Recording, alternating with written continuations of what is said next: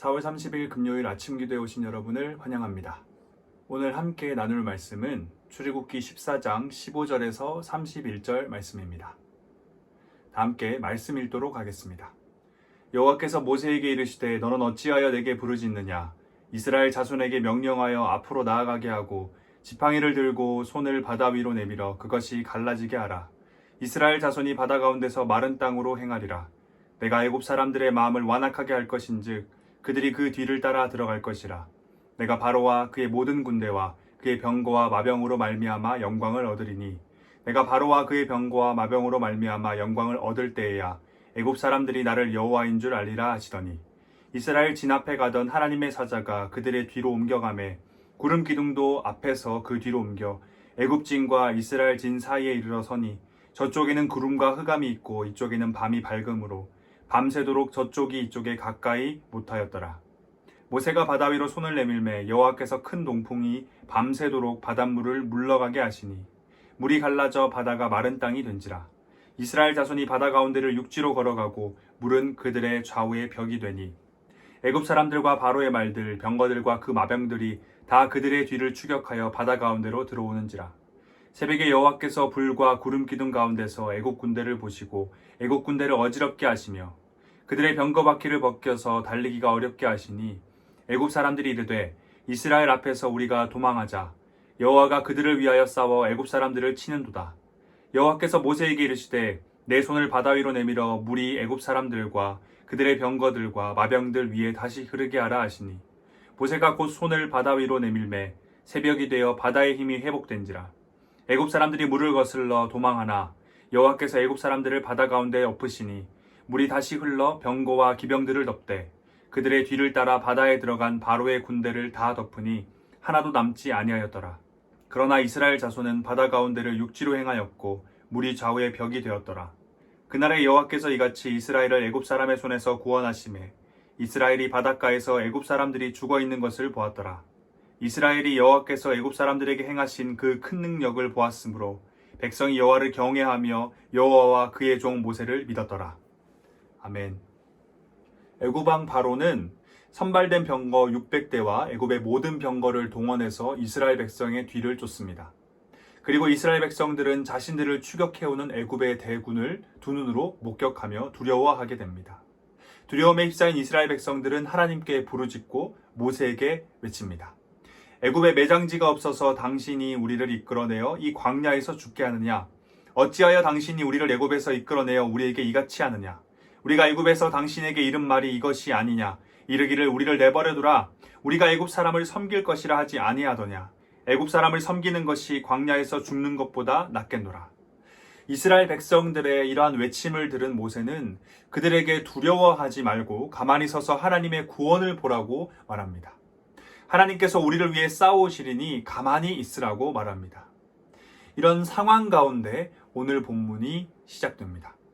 하나님께서는 모세를 향해 말씀하십니다. 너는 어찌하여 내게 부르짖느냐? 이스라엘 자손에게 명령하여 앞으로 나아가게 하라.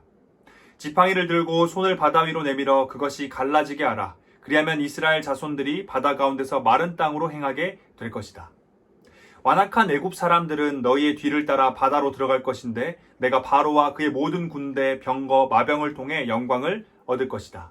그리고 내가 그 영광을 얻을 때 애굽 사람들이 나를 여호와인 줄 알게 될 것이다. 하나님의 말씀이 있으신 후에 우리가 익히 잘 아는 홍해가 갈라지고 이스라엘 백성들이 갈라진 길을 따라 건너가고 애굽 군대는 이스라엘 백성을 따라 들어갔다가 모두 물에 빠져 죽는 사건이 일어납니다. 이 놀라운 사건은 한밤중에 일어난 사건입니다. 홍해가 갈라지고 이스라엘 백성들이 건너기 직전의 상황을 정리해보면 다음과 같습니다. 애국 군대는 현재 흑암 가운데 있습니다. 이스라엘 백성들의 뒤를 쫓아 달려왔지만 하나님의 사자와 구름 기둥에 가로막혀 이스라엘 백성들에게 다가가지 못하고 있습니다. 이스라엘 백성들은 한밤중이지만 빛 가운데 있었습니다. 그리고 앞으로는 홍해가, 뒤로는 애국 군대가 그들을 둘러싸고 있었습니다. 하지만 놀랍게도 뒤에 쫓아오던 애국 군대는 하나님의 사자와 구름 기둥에 가로막혀 아무것도 하지 못하고 있고 앞을 가로막고 있던 홍해는 큰 동풍이 불어오며 조금씩 갈라지고 있었습니다. 이 모든 것이 그날 밤이 새도록 일어난 일입니다. 밤새도록 하나님의 사자와 구름 기둥이 이스라엘 백성들을 쫓아온 애국 군대를 막아서고 밤새도록 큰 동풍이 불어 홍해가 갈라지고 있는 것입니다. 이스라엘 백성들은 홍해가 다 갈라지고 마른 땅을 모두 건너기 전까지 어떤 마음이었을까요? 비록 구름 기둥과 하나님의 사자가 막아서곤 있지만 지금 이스라엘 백성들 바로 뒤에는 칼과 창, 활을 든 수많은 군인들과 강력한 병거 그리고 바로 왕이 서 있었습니다.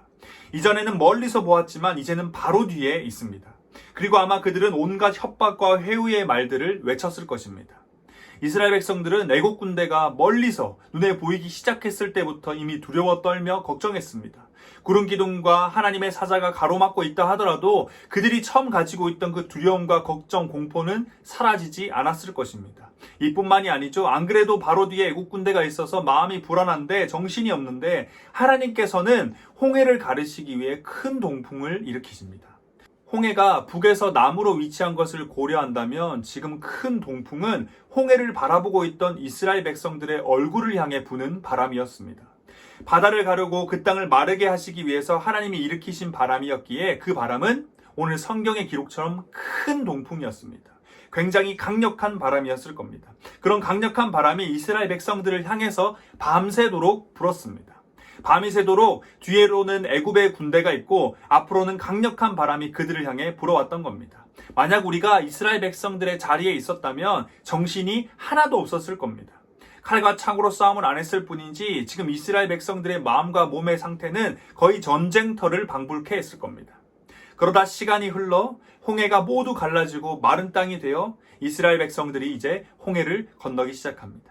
그런데 하나님께서는 애국 군대를 하나님의 사자와 구름 기둥으로 막아서셨던 그 자리에 두지 않으시고 17절 말씀처럼 그들이 이스라엘을 따라 홍해로 들어갈 수 있도록 하십니다. 23절입니다. 애국 사람들과 바로의 말들, 병거들과 그 마병들이 다 그들의 뒤를 추격하여 바다 가운데로 들어오는지라. 이스라엘 백성들이 마른 땅을 걸어갔다는 것은 애국 군대 또한 똑같이 마른 땅을 걸을 것이라는 것을 의미합니다. 그리고 이것은 곧 그들의 병거를 통해 빠른 속도로 이스라엘 백성들을 따라잡을 수 있다는 것을 의미하죠. 하지만 하나님께서는 애국 군대가 이스라엘 백성들을 공격할 수 있는, 그들을 붙잡을 수 있는 거리까지는 가지 못하도록 그들을 막아서십니다. 굉장히 섬세하게 거리 조절을 하고 계신 것입니다. 불기둥과 구름기둥을 보내셔서 애국 군대의 대열을 무너뜨립니다. 그리고 병거의 바퀴를 벗기셔서 그들의 속도를 늦추십니다. 이때 애국 사람들이 이렇게 말합니다. 이스라엘 앞에서 우리가 도망하자 여호와가 그들을 위하여 싸워 애국 사람을 치는도다. 애국 사람들은 하나님께서 이스라엘 백성들을 위해 싸고 계시다는 것을 너무 늦게 깨달았습니다. 그들의 완악한 마음에 대한, 교만한 마음에 대한 하나님의 실판은 이제 돌이킬 수가 없게 되었습니다. 하나님께서는 모세에게 말씀하십니다. 내 손을 바다 위로 내밀어 물이 애굽 사람들과 그들의 병거들과 마병들 위에 다시 흐르게 하라. 그러자 갈라졌던 홍해는 다시 합쳐지고 물이 흐르기 시작하고 홍해 한가운데 있던 애굽의 모든 군대는 다 물에 덮여 하나도 남지 못했습니다. 홍해를 마른 땅으로 모두 건넌 후 자신들의 뒤를 끝까지 쫓아오던 애국 군대가 모두 물에 덮여 사라지는 것을 보면서 이스라엘 백성들은 하나님의 큰 능력을 확인합니다. 그리고 하나님을 경외하고 하나님과 그의 종 모세를 믿게 됩니다. 오늘 본문의 마지막 절을 다시 한번 보겠습니다. 31절입니다. 이스라엘이 여호와께서 애굽 사람들에게 행하신 그 큰 능력을 보았으므로 백성이 여호와를 경외하며 여호와와 그의 종 모세를 믿었더라. 이 말을 바꿔서 말한다면 이스라엘 백성들은 애국 군대가 하나님의 사자와 구름 기둥에 막혀서 그들을 공격하지 못할 때도 그들의 얼굴을 향해 강력한 바람이 불며 마침내 홍해가 갈라지고 심지어 마른 땅으로 그 바다를 건널 때도 이스라엘 백성들의 마음 가운데는 하나님을 경외하는 마음, 하나님과 그의 종 모세를 믿는 마음이 없었다는 것입니다. 대신 그들의 마음 가운데 있었던 것은 처음 그들의 두 눈으로 애국 군대를 목격했을 때의 그 마음, 애굽에 매장지가 없어서 우리를 광야까지 끌고 와서 죽게 하였느냐? 도대체 왜 우리를 애굽에서 끌고 나왔냐? 우리를 그냥 내버려둬라. 애굽 사람을 섬기겠다. 애굽 사람을 섬기는 게 광야에서 죽는 것보다 낫겠다라는 이 마음이 그들 가운데 있었다는 것입니다. 이스라엘 백성들이 이런 마음 가지고 있었다는 점을 기억하고 오늘 본문을 보면 새롭게 보이는 것들이 있습니다. 앞으로는 홍해가 가로막고 있고 뒤로는 애굽의 강력한 군대가 쫓아오고 있는 상황에서 이스라엘 백성들은 하나님도 모세도 안중에 없었습니다. 그들은 아마 당장이라도 그들의 대회를 이탈해서 바로 앞으로 달려가 무릎을 꿇고 잘못했습니다. 종으로 열심히 살겠습니다. 불평불만하지 않고 살겠습니다. 제발 목숨만 살려주세요라고 말했을 것입니다. 그런데 하나님께서는 그들이 애국 군대에 다가가지 못하도록 구름 기둥과 하나님의 사자로 막아서십니다. 분명 애국 군대가 이스라엘을 공격하지 못하도록 구름 기둥과 하나님의 사자를 보내셨지만 하나님께서는 동시에 이스라엘 백성들로 하여금 이젠 정말 그들에게 하나님 말고는 선택지가 없도록 만드신 것입니다. 그들이 다시 애굽으로 돌아가는 것 혹은 바로에게 돌아가는 것을 막아서신 것입니다. 그들이 하나님이 좋든 싫든 하나님을 경외하든 그렇지 않든 하나님을 믿든 믿지 않든 심지어 애굽으로 돌아가고 바로를 섬기고자 하든 하지 않든 하나님께서는 이스라엘 백성들의 앞과 뒤를 모두 막으시며 그들로 하여금 그들을 향해 세차게 불어오는 바람을 맞으며 그들을 위해 가르고 계신 홍해를 바라보도록 하신 것입니다. 그리고 마침내 하나님의 뜻대로 홍해가 모두 갈라졌습니다. 홍해를 향해 손을 내밀었던 모세는 이스라엘 백성들을 향해 다시 한번 명령을 내렸을 겁니다. 갈라진 홍해를 건너라. 과연 이스라엘 백성들이 믿음에 가득 차서 하나님의 구원에 감격하며 기쁨으로 아무런 불평, 불만, 걱정, 두려움 없이 단번에 담대히 홍해를 건넜을까요? 이미 우리가 확인했듯이 이스라엘 백성들은 그들이 홍해를 모두 건너고 애굽의 모든 군대가 물에 잠긴 것을 보고서야 하나님을 경외하고 하나님과 모세를 믿었습니다. 그런 점에서 본다면 홍해가 다 갈라진 후에도 그들은 모세의 명령에 대해 홍해를 건너라는 이 명령에 대해 한 번에 순종하지 않았을 것입니다. 하나님께서는 애굽의 군대를 통해 이런 이스라엘 백성들의 등을 떠미십니다. 하나님께서는 애국 군대를 하나님의 사자와 구름 기둥으로 막아서셨던 그곳에 애국 군대를 계속 두지 않으시고 17절 말씀처럼 그들이 이스라엘을 따라 홍해로 들어갈 수 있도록 하셨다라고 말씀드렸는데요. 이것은 애국 군대로 하여금 홍해의 물을 통해 그들을 심판하고자 하신 하나님의 뜻도 있지만 동시에 이스라엘 백성들로 하여금 홍해로 들어가도록 하나님께서 큰 동풍을 통해 만드신 그 구원의 길로 그들이 들어가도록 만드시기 위한 것이었습니다. 사랑하는 대학교의 성도 여러분, 하나님의 사랑은 우리가 이루 말할 수 없을 만큼 큽니다. 또한 하나님의 뜻은 우리가 헤아릴 수 없을 만큼 깊습니다. 이스라엘 백성들이 얼마나 못났나요? 자신들을 구원하기 위해 애굽에 내린 이 10가지의 재앙을 두 눈과 온몸으로 목격하고 경험했으면서도 그들은 자신의 뒤를 쫓아오던 바로와 그의 군대를 보면서 하나님과 모세에 대해서 비난하고 불평하고 불만하기를 서슴지 않았습니다. 심지어 다시 바로에게 돌아가 그를 섬기겠다고 말합니다.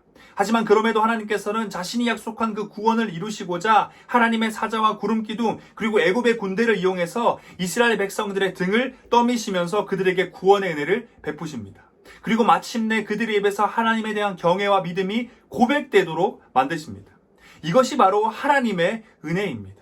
물론 이런 등 떠미는 은혜보다 우리가 자발적으로 선택하고 결단하고 행동해서 받는 은혜가 더욱 성숙한 것이죠. 그런 은혜만이 우리의 삶 가운데 가득하면 그보다 기쁜 일은 없을 것입니다. 그런데 나약한 우리의 삶에서는 이런 등 떠미는 은혜가 필요한 순간이 분명 있습니다.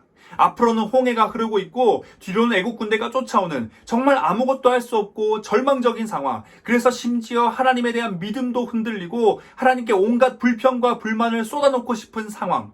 그런 상황이 우리의 인생 가운데 분명 찾아온다는 것입니다. 그때 오늘 이스라엘 백성들이 경험한 이 등 떠미는 은혜가 우리에게 필요합니다. 하나님께서 하나님의 사자와 구름 기둥을 통해 이스라엘 백성들의 뒤를 막으시고 오도 가도 못한 채 홍해가 갈라지는 것을 목격하도록 만드신 것처럼 우리를 막아선 하나님의 사자와 구름 기둥을 통해 하나님께서 구원의 길을 내시는 것, 우리를 위해 내시는 그 구원의 길을 목격하길 원합니다. 하나님께서 이 애굽의 군대를 통해 이스라엘을 홍해로 밀어 넣으신 것처럼 우리를 죽일 듯 달려오는 고난과 위기의 상황을 통해 하나님이 만드신 구원의 길로 우리가 들어서길 원합니다. 그리고 마침내 홍해를 모두 건넌 후 모든 애국 군대가 물에 잠긴 것을 보며 이스라엘 백성들이 고백한 것 같이 우리의 입에서 하나님을 향한 경외와 믿음이 고백되길 소망합니다. 이것이 바로 등 떠미는 은혜입니다.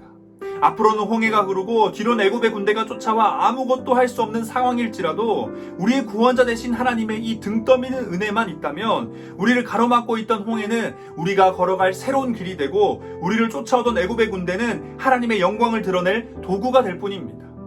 하나님만이 우리의 구원이심을 믿읍시다. 우리에게 이 등 떠미는 은혜를 부어주실 하나님을 찬양합니다. 다 함께 기도하겠습니다. 우리의 창조자, 구원자 되신 하나님, 주님의 은혜를 찬양합니다. 오늘도 어김없이 우리에게 새 생명 주심에 감사드립니다. 하나님, 오늘 우리는 출애굽기 말씀을 통해 등 떠미는 하나님의 은혜를 발견했습니다. 우리가 죄인 되었을 때 십자가로 우리를 향한 하나님의 사랑을 확정하셨던 하나님, 하나님의 은혜, 우리를 향한 그 사랑은 정말 한없이 크심을 다시 한번 고백합니다. 앞으로는 홍해가 흐르고 뒤로는 애국 군대가 쫓아올 때, 우리의 믿음이 흔들리고 두려움과 공포에 휩싸일 때 하나님의 등 떠미는 은혜가 우리 가운데 있길 원합니다. 아무도 생각하지 못한, 역사 속 그 누구도 해내지 못한 홍해를 가르신 하나님의 능력을 경험하는 삶, 아무도 이겨내지 못한, 역사 속 그 누구도 이겨내지 못한 애굽의 강력한 군대를 한순간에 심판하신 하나님의 능력을 경험하는 삶 살길 원합니다. 등 떠미는 은혜로 하나님의 구원을 경험하고 마침내 우리의 입에서 하나님을 향한 감사와 찬양이 가득하길 소망합니다. 우리의 나약함을 바라보시며 우리를 포기하지 않으시고 끝까지 구원의 길로 인도하신 하나님을 찬양하며 우리의 구원자, 삶의 이유, 다시 오실 예수 그리스도의 이름으로 기도드립니다. 아멘.